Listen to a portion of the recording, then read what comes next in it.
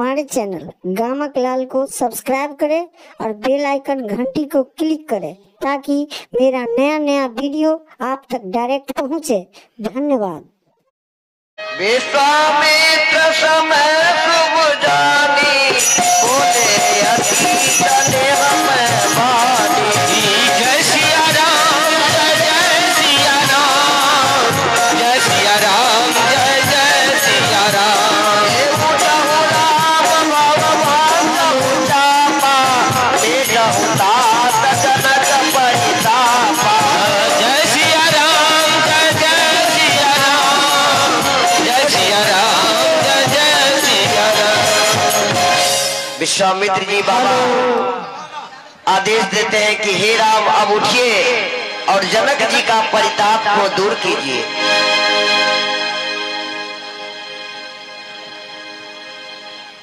हे राम उठिए और जनक जी को जो यह प्रण है, जो यह धनुष किसी से नहीं टूटा, यह परिताप को संशय को दूर कर दीजिए।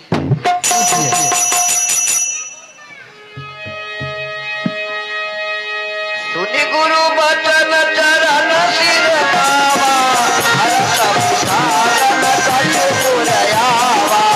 जय सिया राम जय सिया राम जय सिया राम जय सिया राम। सावर सागर किसी तूफाने समय दुख मुनि का पछताने।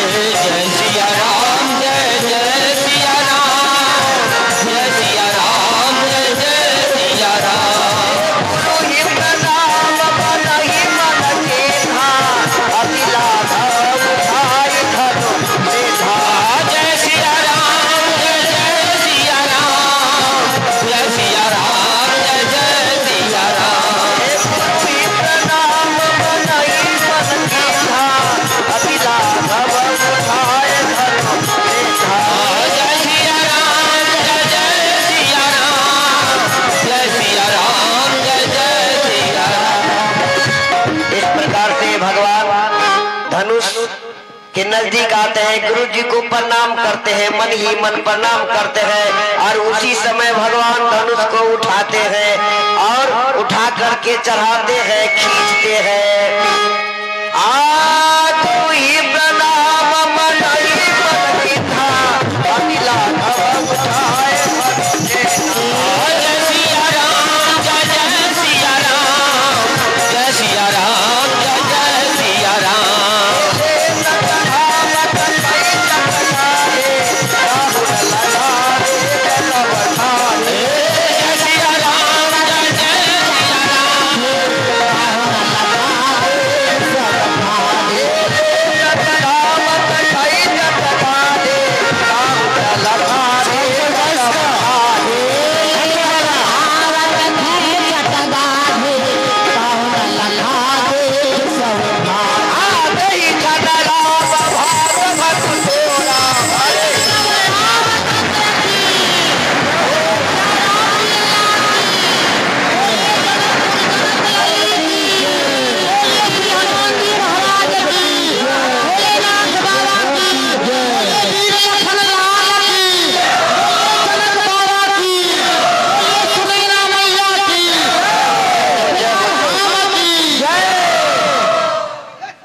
प्रेम से बोले युगल सरकार की बाबा लखन लाल की लखन लाल जी कृपा करखिन तब ना तो लखन लाल जी के क्या छोड़े छिए। चारू कलर घुमागा हाँ,